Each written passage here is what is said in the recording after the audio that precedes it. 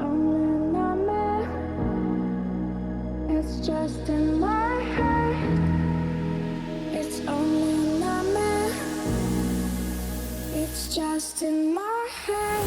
2023 has been quite the year for the IEM market, with some of the usual suspects losing ground a little bit with mixed and in some instances really substandard releases, whilst at the same time we've had some relative newcomers and slightly lesser known brands bringing some impressive releases to the market. One of those names is EPZ, and today we're taking a closer look at two of their core releases, the G10 and the Q5. Both of these sets sport dual cavity, dual magnetic 10mm dynamic drivers developed in-house by EPZ, with the G10 retailing at approximately $35 and the Q5 at just under $50. The G10 is marketed first and foremost as a gaming bud, and you'll see the features and accessories certainly reflect that. The Q5, with their familiar look, are targeted more at audiophiles on a budget, the 5 representing a celebration of the number of years that EPZ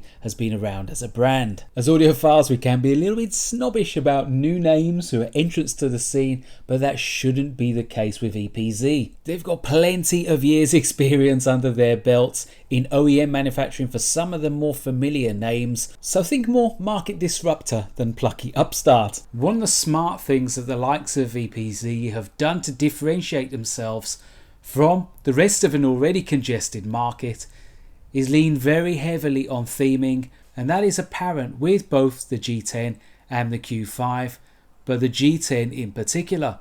They come in a small gift box style outer enclosure which show off some of the key features: their PU and LCP driver arrangement, the 3D printed resin shell, and the fluorescent green panel, which really does give EPZ a notable niche. EPZ referred to the G10 as the Symphony Dragon on the box.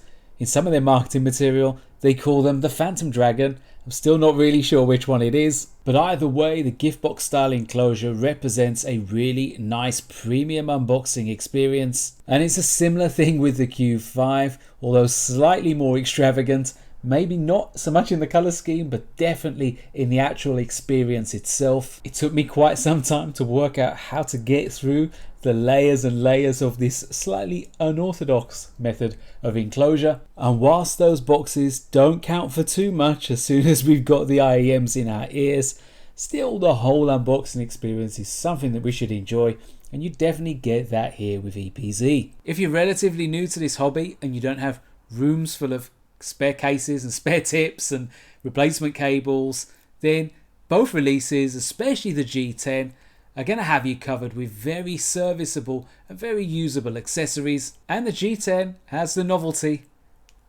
of a UV torch. Why have they included a UV torch, I hear you ask? I guess this is where the Phantom Dragon comes in, because the application of UV light changes the colour of the resin shell from grey with a purple hue to different shades of bright green. They only stay glowing for about 30 seconds, and it's only with UV light that the effect occurs, but hey, still a cute little differentiator. Aside the torch, you've got a pretty decent little drawstring pouch, but the biggest hit for me is the inclusion of this splitter cable. The G10 are marketed as a gaming bud, so having a cable here that will split the mic and headphones and then feed into a sound card is a nice touch. The cable's decent quality as well. It's a 1.2 meter 4-core copper silver plated, and it terminates to 3.5mm at one end and 2-pin 0.78mm at the bit that connects to the IEM itself.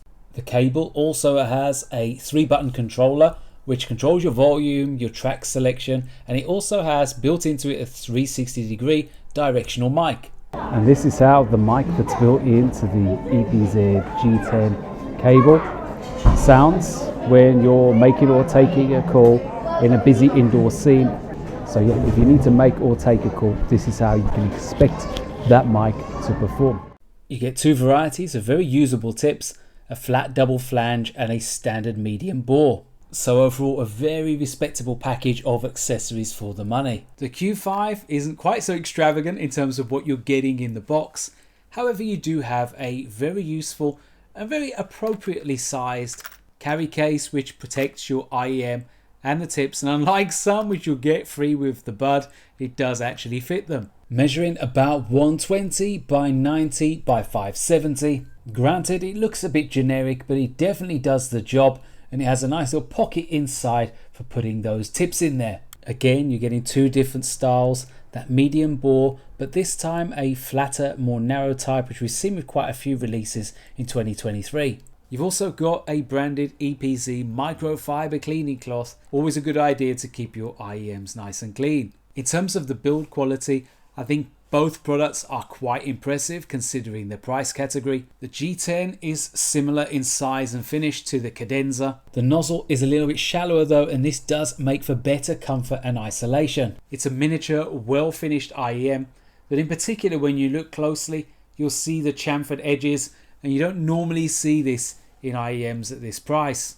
I'm not a massive fan of the big gold G on the faceplate, although it does contrast quite well when you're in that kind of color changing mode when you add that UV light to it. The inside of the G10 is very subtly rounded, and this contributes to very good comfort and above average isolation. All in all, it's pretty decent ergonomics, and the cable, the shell and the ear hooks all combine for a comfortable and stable experience. The Q5 is very different in terms of its design to the G10, and yes, before you say anything, it is almost unquestionably an homage piece to Meze Audio's Advar. The likeness is of course unmistakable, especially on screen and on paper, although less so in the flesh. But I wouldn't let this stylistic element put you off, because in their own right, the Q5 are very well built with very good ergonomics. The Q5 are a very slim profile stage style IEM with a high quality glossy piano black finish and a concave funnel style void with a tuning aperture in the center. They're very lightweight as well, weighing in at just over 4 grams, which is slightly below average for 3D printed resin shells, no doubt aided by the use of carbon drivers. And the slimline design, certainly compared to the G10, means that there isn't quite as much need for curvature on the inside. EPZ have opted to use a single pin MMCX plug, which has some benefits certainly. If you're a stagist, then it gives you a little bit more flexibility and a little bit greater movement due to the ability to spin the cables, which obviously you can't do with a 2-pin QDC. If you saw my review of the BASN MMCX, you'll note I'm not a huge fan of these connectors because it does take a little bit of practice to get it to click in right first time. Regardless of model, it's always the case for me and a few other people I've spoken to as well, that click does take a little bit of getting used to, but once you get there, it's fine, and you are actually getting pretty good comfort and flexibility with the use of that connector. However, in some instances there's a little bit too much flexibility, and the spin in the cable would sometimes pull the IEM a little bit away from having that perfect seal, regardless of which ear tips that I used. And given the Q5 is quite positionally sensitive, this can sometimes be a little bit of an annoyance to have to reposition the tip a little bit closer inside my ear canal to get that improved seal. This would only really happen when I'm on the move, but even so, it's something that's certainly noteworthy. Once you do find the right tips though, and you'll have seen earlier I was using the Asler Sedna ear fit, you're getting a really comfortable experience, more so than the G10, thanks to this super ergonomic, although not especially original design. Moving on to the audio, you can see from the graphs that there's some similarities in terms of how both sets are tuned, with EPZ tracking the Harman 2019 in-ear target quite faithfully, although there's some individual nuances which make both sets more suitable with different genres. The G10 has a fairly similar sound to its contemporaries, those other Harman-diffuse field sets, the likes of the Cadenza and the Q2. But the G10 does stand out, particularly with female vocal tracks, due to its slightly elevated upper mid-range and slightly reined-in bass response. They register a subtle dip of approximately 4 dB compared to the moderate Harman contour under 80 Hz, and this results in a well-defined, controlled but punchy bass response that circumvents the risk of that one-note boom which we've heard so many times with poorly tuned IEMs in the past. Whilst it misses that kind of visceral sensation and also the super texture of something more expensive, admittedly, like the EA1000 for example, the G10 still optimizes the constraints of its hardware. Kick drums have a natural thump and a fast decay, and electronic bass lines move with finesse. There's enough mid-bass impact to prevent the G10 sounding cold or analytical, and it avoids any bloat or bleed. Within the mid-range, the G10 adheres closely to the Harman curve, ensuring a quite faithful representation of vocals and instruments. Its near flat response from around 200Hz to 2K results in quite a natural timbre. Instruments like guitars, pianos and strings have realistic tonality and dynamics. However, the real strength of the G10 is also to some degree its weakness. In female vocal tracks, you get a very clean delivery that accentuates powerful vocals in more complex arrangements. But at the same time, it can leave less accomplished vocalists in perhaps more simplistic arrangements, sounding sometimes a bit cold and thin. If you like artists like Kelly Clarkson, Ariana Grande, Adele, these type of vocalists really shine in their bigger performances. But if you like female vocal house from artists like Oliver Heldens, this kind of rudimentary house and pop doesn't lend itself quite as well to the performance of the G10. But overall, it's a really pleasant, transparent sound with quite natural tonality and good musicality. Trebles are subtly crispy, bass is tight and punchy, and vocals are clean and powerful. And it's a bonus that the G10 is very straightforward to drive with decent isolation. The star of the show with its more expensive big sister is definitely the Technicalities. The Q5 sports a dual cavity, dual magnet 10mm dynamic driver which has been developed in-house by EPZ. And again, this set has its own particular nuances that make it more suitable to some genres than others. I like the Anjuna Beats style sound of progressive house and melodic techno, and along with vocal jazz and to some degree opera and blues, this is where the Q5 particularly shine. I also like the Q5 for that kind of emotive, orchestral, movie soundtrack from the likes of Hans Zimmer, but where they don't perform particularly well, or certainly as well, is rock and metal. And when we look closely at the frequency response measurements, there's a number of subtle hints as to why that might be the case. The subtle boost at 80Hz injects warmth and body, and as with the G10, kick drums are tight, fast and punchy, but this time the bass is slightly more tactile and tangible, leaning into mid-bass rhythm over sub-bass rumble.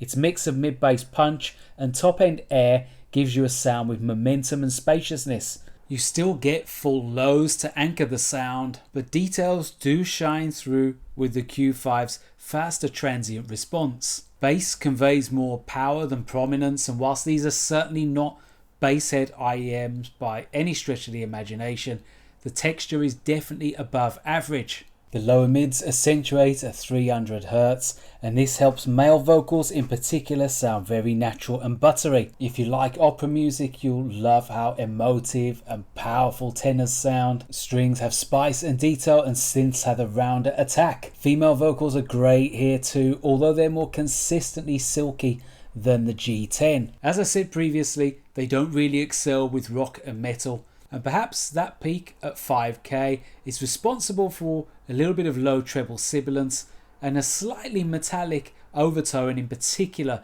to electric guitars. I wouldn't say that the Q5 wilt at more complex arrangements, but more congested rock and metal tracks definitely aren't their forte. And this kind of metallic overtone is the only blot on the copybook really of a very realistic, very true to the source presentation. Imaging on the Q5 is a real highlight for a sub 50 set, and layering and coherency really do impress for a single DD release. There is smooth musical IEM with accurate and precise placement and good width to the soundstage. You could easily spend over $100 and not get the technical performance that you're getting here with the Q5. However, like the G10, the Q5 are also positionally very sensitive. With the Q5 in particular, it took quite a bit of tip rolling before I was happy with using the Aslar Sedna Earfit crystal tips. I found this did definitely improve the acoustic performance. It also meant that they stayed in position a little bit more consistently. But remember, tips really are a subjective thing, and I recommend to do your own tip rolling before making judgment, in particular on the Q5.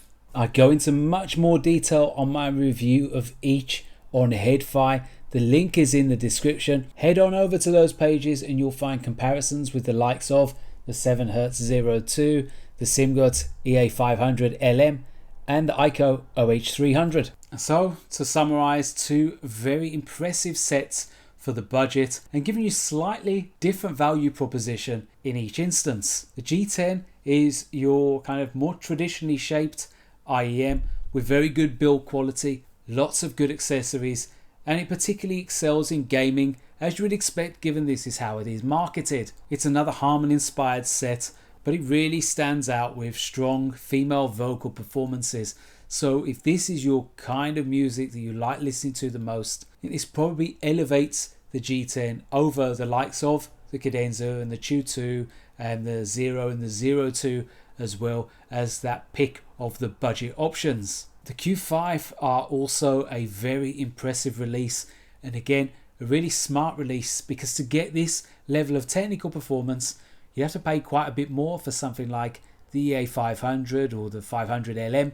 If you can get over the stylistics of looking a lot like the Advar, then they represent a really solid choice, particularly on melodic techno, progressive house, blues, vocal jazz, those sorts of genres. So again, if you like this type of music in particular, then you can do a lot worse than the Q5. Both models give you a great unboxing experience, good accessories, good build quality, and the audio is very good for its price as well. For me, having more players in the market will only raise the bar in terms of the performance level, and here's to a very exciting 2024 with maybe even more releases that raise that bar even further. Coming up, we've got my rundown on the winners and losers for 2023, both in TWS and in IEMs.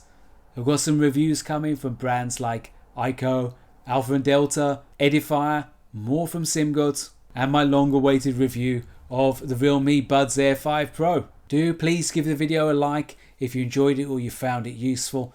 Your engagement with the channel helps it grow even more. If you've just recently subscribed, a big thank you for showing support to the channel during 2023. For now, it's ReganCipher signing off.